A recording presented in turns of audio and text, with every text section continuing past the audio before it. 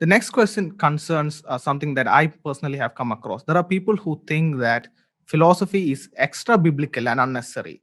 And Mm. for some, this might be owing to the reference in the New Testament talking about, which uses the word philosophy in one of the verses. So, how to convince a Christian that philosophy is not extra biblical?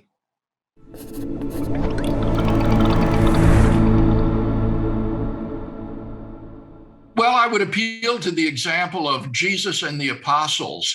Jesus and the apostles were not at all afraid to argue for the truth of the gospel message they proclaimed.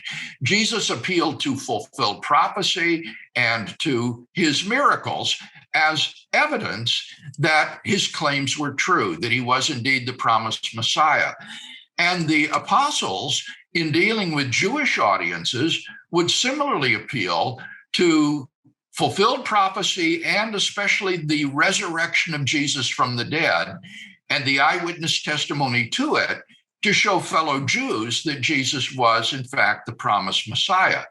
In dealing with Gentile audiences who didn't accept the Jewish scriptures, they would appeal to nature as testimony to the existence of a transcendent creator God of the universe to whom nature bears witness, as well as to the moral law written in our hearts to show our moral culpability before God.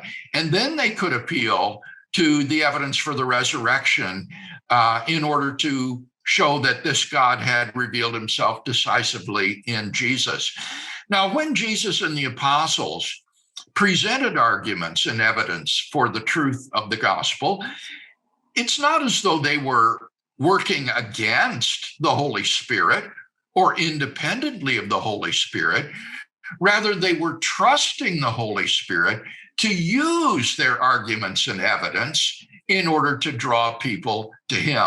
The fundamental fallacy of the objection that you mentioned is that it fails to understand that the Holy Spirit uses means.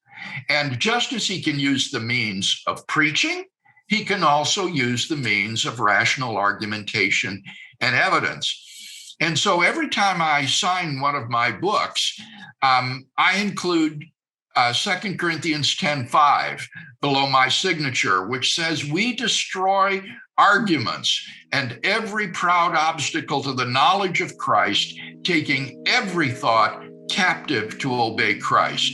So I think this is a quite biblical approach to persuasion.